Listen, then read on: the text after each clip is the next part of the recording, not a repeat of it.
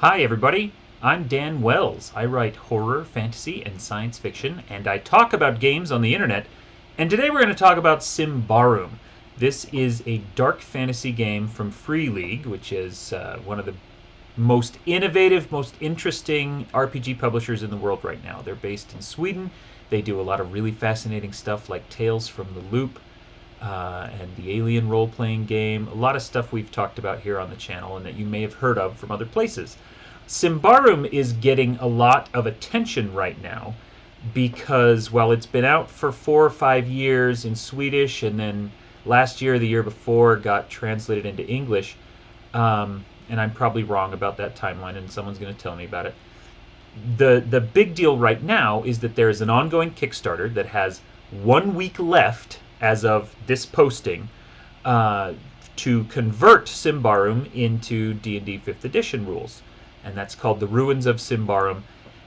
It's really good looking. I haven't yet decided if I personally am going to back it yet. It doesn't need me. It funded in like 27 minutes or something ridiculous like that. Um, and I can see the value of it, and we should maybe talk more at the end about whether or not this needs or wants a fifth edition adaptation. It's a really good business decision because fifth edition D&D is the biggest role-playing game in history, and attaching yourself to it is a very lucrative move. That said, what appeals to me about Symbaroum personally is the very dark fantasy kind of horror of it, and I don't think that D&D 5 is the right rule set for that. Um, it can be done. I was honestly surprised at how well D&D 5 did gothic horror with the Curse of Strahd. But anyway, let's get into this game and this version of it, and then we'll talk about D&D 5 and the Ruins of Symbaroum at the end. So anyway, like I said, Symbaroum is dark fantasy. In the What I mean by that is, there's, if you're not familiar with the term, there's a lot of different flavors of fantasy, and something like D&D is what we call sword and sorcery, where it's high action, high magic, big heroes who are larger than life and who are running around, slaying dragons and saving villages and really kind of being heroes. Dark fantasy is a little more grim and dismal. The world of Symbaroum is very dark. It is very dangerous. It is filled with things that are ancient and evil and powerful, and the player characters are not larger than life heroes. They are constantly beset on all sides, and they're far more likely to, you know, die in their sleep, or, bleed out on a battlefield, or even just become corrupted by the magic in the world, whether they're because they're using the magic or because they venture too deep into the forest itself. Let's take a look at that forest. The world of Symbaroum is really fascinating, and thanks to the art, really beautiful. And so I can absolutely understand why so many people want to play it, and why they're looking for a D&D 5, because as a setting, it's phenomenal. It's really cool. Let's dig into the big PDF here, and then let me show you a couple of stuff. So, table of contents, blee blee blee blee blee. Is this where we get the map of Davokar? Show us Davokar. Nope. That means that it's much earlier in here. Okay, there's a map somewhere, which you'd think I would have found. There we go. So the premise of this is that there was this large, glorious kingdom, and that kingdom was beset by an evil army, kind of an undead necromancer thing, and everybody had to flee. And they fled to this town, which is in here. somewhere in Daros, right there at the bottom. They kind of crossed over these mountains called the Titans and found this big valley there. And they started this new city called Indaros. And so the whole group is refugees. And there's really what's going on here are there are like three main factions of people who live in this area. And the first is the people of Indaros. They're called Ambrians from the civilization that fell and collapsed.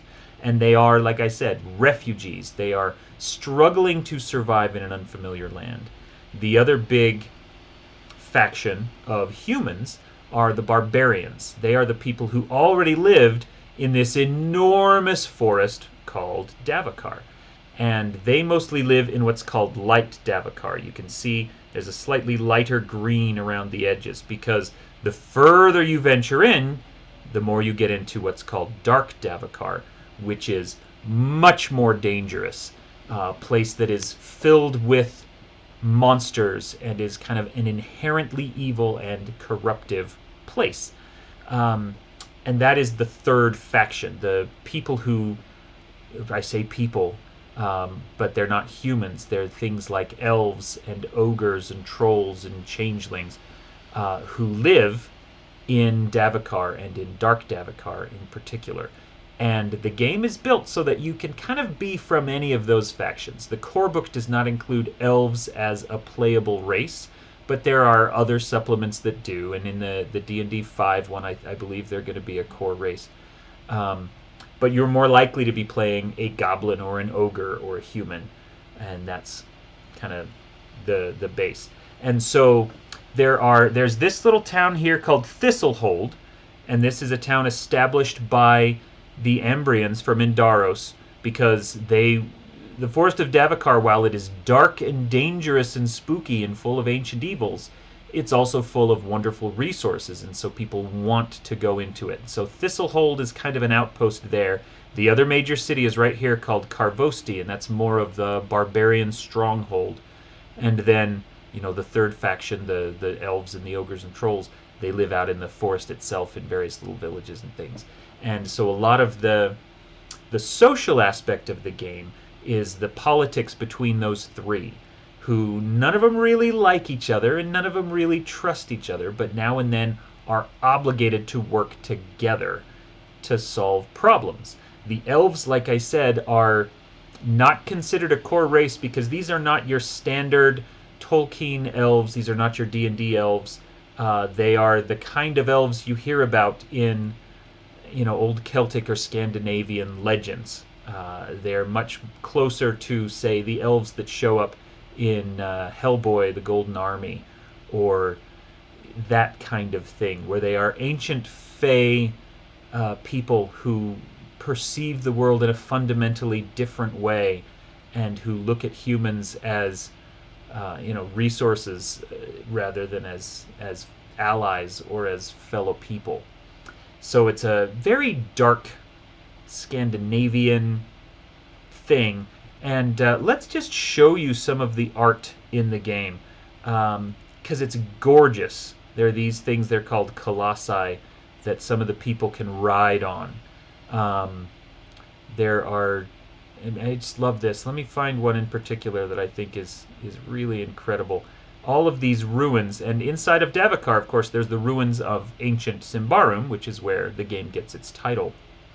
And so in addition to the standard resources one would find in a forest, like trees and food and leather and all that sort of thing, there's also just like whatever was lost when Symbaroum fell, and nobody knows exactly why it fell, but there's powerful artifacts and riches to be found if you are capable of surviving the deadly forest. Just love all of this art. I think it's incredible.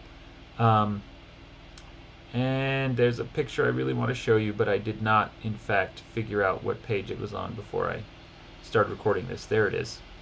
Love this.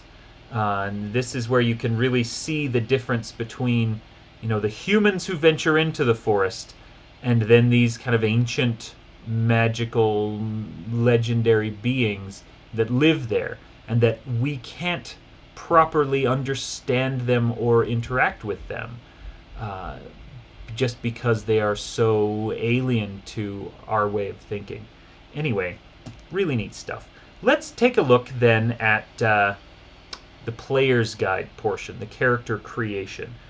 Character creation is very free form in this game, and in fact, I had already read through the character creation system and thought that I was just reading the introduction to it because it doesn't have a lot of hard and fast rules. There's not a lot of steps of now you choose this and now you choose this. It's more of a list of options. You can do this and maybe this, and if you like, you can also do this. And so characters end up feeling very unique and feeling a little more organic rather than just a checklist of here's your race, here's your class, here's your feats, here's your so on. There are 4 kind of core races and 3 archetypes. The primary archetypes are warrior and mystic and rogue, and inside of each of those there are 4 or 5 little specialties that you can have. So for example, there is the warrior here has some kind of core things, and anyone from any of the various factions can be a warrior. And warriors have their own abilities they have access to, and then there's different flavors of them. So among the warrior, you could be a berserker, or a duelist, or a captain, or a sellsword, or a knight. And everyone has that. Now there is an extra advanced player's guide that adds more options. It adds a 4th archetype and some other things going on. But these are the main ones that you need. The 4th archetype is called a hunter, so it's more of a ranged fighter than what the rest of these are. This is one of the mystic subclasses. And so now let's take a look at these so you can see what's actually going on here. So let's look at the knight. So important attributes: strong, 13 plus, quick, 11 plus. Those are attributes. Suggested race, Ambrian. Appropriate abilities: bodyguard, iron fist, man-at-arms, two-handed, force. So you see that choosing one of those kind of sub-archetypes doesn't actually give you anything. It just helps guide your creation in this very free-form system. If you want to be a knight, ideally you should be strong and fast, and you should be Ambrian, and you should have, and these are some abilities that will help flavor you as a knight. But you don't actually have to do any of that. And if you can come up with a reason why you would be, say, a goblin knight with maybe some slightly different attributes, you totally can. These are just suggestions and options for you. Now let's take a look at the races. There is, of course, human, which you can be Ambrian or you can be barbarian, and they are not really different from each other. Then there is changeling, and this is the classic idea of the old Celtic or British changeling, where a human baby was stolen by the elves and they put a changeling in its place. And so as a changeling, you were probably raised as a human, and then at some point your mystical origin became clear, and maybe you were thrown out, maybe you were embraced, maybe your parents had come to love you and so they hid your true nature from other people. Really interesting idea. It's not like the D&D Eberron changeling where you're just a magical shapeshifter. It's more you're a mystical person who was put in place when the elves stole a baby. You can be an ogre, you can be a goblin. Those are the 4 races, and like I said, there are other books that add other ones on top of that. Now, there are a bunch of traits, and these are all just kind of core whatever abilities, talents, the kinds of things that you would expect to see. So for example, contacts. You have this trait, then you've got some powerful contacts. A lot of this is done in a narrative style rather than a strict mechanical style. But the core dice engine of the game is actually really interesting, and that's where we get to the attributes. And you can see that there are 8 or 10 of these attributes. Let's take a look at a character sheet in the back so you can see more closely what this looks like. Ding, ding. Okay, accurate, cunning, discreet, persuasive, quick, resolute, strong, and vigilant. And that's it. You notice there are no skills. There's other little abilities like those talents and traits and things you can pick up. But you've got these core 8 attributes. And you've got a couple of derived attributes like toughness and corruption and things like that. But everything is done by these. And the way that it is done is that the players make all of the rolls. The game master never has to roll. And so if you are going to attack someone, you're going to roll your accurate skill, your accurate attribute, modified by their, say, their quick attribute if they're trying to dodge out of the way, or their vigilant attribute if they're going to stop you from attacking. And so you just, take your attribute, subtract their attribute bonus, and then you roll a die and you try to get under that. So the higher your attribute and the lower the target's attribute, the better it goes. Whether if they are going to attack you, then again you are the one who rolls, and you roll your quick modified by their accurate. And so every roll is just made by the players. And in a case like this, in combat where it's an opposed roll, then it's obvious, oh, well, it's going to be modified by this. In something else, if you're trying to climb a wall, the game master might say, well, you are going to roll your, what would that be? Strong to climb the wall, modified by something if the wall is really hard or if it's really tall. Maybe it's easier, and so the modification is actually positive instead of negative, and makes it easier to climb the wall. However it goes, that's how every roll in the game is. You roll one attribute modified by a different attribute of whatever you're trying to do. And it's a very smooth system. I haven't actually played the game, and so I can't say in practice how it works. But on paper, I really like it. I don't know that it is necessary to the tone of the game. There are aspects of the rules that are, and I'm going to get to those in just a second. But at least this far into it, I don't think that the mechanics of the game necessarily support the dark fantasy feel of it. I think that you could replace this with any number of other attribute or skill or dice mechanics, and you'd be able to get a very similar experience. However, where this does become very different is when we start talking about the magic and about this corruption. Okay? This is one of the things that I love the most about Symbaroum, is that magic is inherently corruptive. Let's take a look at, and I keep using the word corruptive. I genuinely don't even know if that's a real word, but whatever. So the magic in the game, every spell you cast, this art is so pretty. Every spell you cast is going to have a specific, it's going to add corruption. And as we saw on the character sheet, there's temporary corruption and there's permanent corruption. Because some things that you do change who you are forever, and some things just kind of stack and add stress, and you can eventually get rid of it.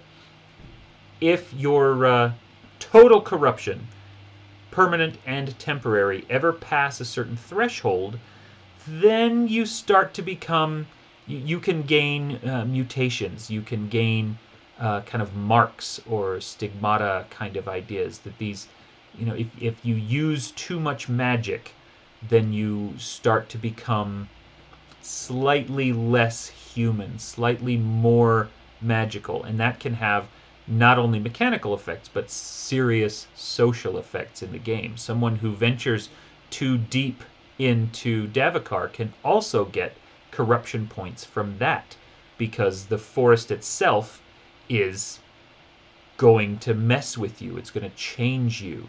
And so it's not just the mystic classes, the magic using classes, that have to worry about corruption. Anyone who deals too closely with some of the elves or the magical creatures, anyone who tries to use too much magic too quickly, who draws too deeply from this well of magic power, becomes changed. And then you might end up with horns, or you might end up with, glowing eyes, or some of these other things that maybe they have a beneficial effect, but more often than not, they're just going to be cosmetic, and that is going to make you persona non grata anytime you try to show up at one of the more civilized areas like those 3 cities that we talked about. And this is where, for me, the game really comes together, and the system and the setting play so nicely together.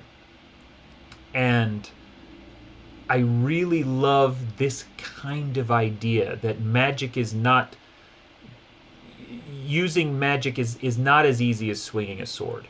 It's not as easy as picking a lock. It is drawing on outside powers that we only barely understand, and using those powers is going to change who you are and what you are like, and how the rest of the world sees you and responds to you. And that's where a lot of this darkness in the setting comes in, is that you need to use magic. You need to go into the forest in order to help yourself and to help this kind of refugee civilization that you're trying to build up, and all the people that you're trying to help. But in the process of doing these things and helping these people, you become different and changed. And that is such a wonderful idea. I think, for me at least, the best dark fantasy tends toward this kind of body horror, where your humanity slowly trickles away. That's where Symbaroum really starts to work really well for me.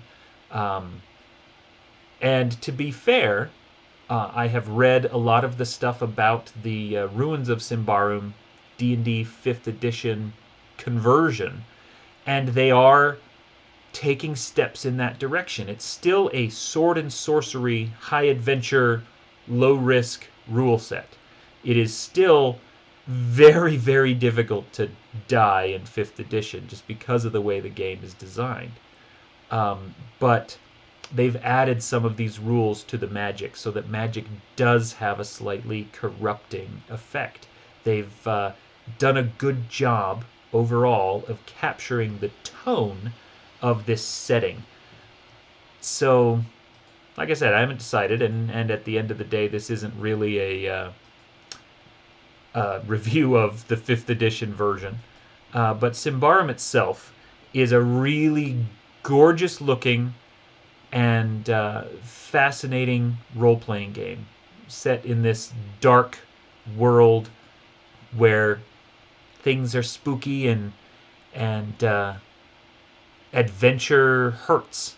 It's not as fun, but that's the kind of experience that a lot of players, me included, really like out of a role-playing game, especially if you're looking for something dark fantasy. Symbaroum is hands down one of the best titles on the market right now. So, hooray for that. Anyway, I hope that this has given you a good overview of what the setting and the rules are like, what the feel, the vibe of the game is for Symbaroum. There are several other supplements, and I'm going to be looking at those in the future, but I wanted to make sure to give you this good grounding in the core set, because it is such an exciting role-playing game and such a unique one in this very sword and sorcery industry that we currently have. Anyway, thank you for watching. Please check out some of my books. I've got a bunch of books that you can read, including some horror ones if you're into that sort of thing. And I also am a professional game master. I can run a game for you and your friends, a campaign or a one-shot, possibly, if you are interested, Symbaroum. Anyway, my name is Dan Wells, and you are awesome.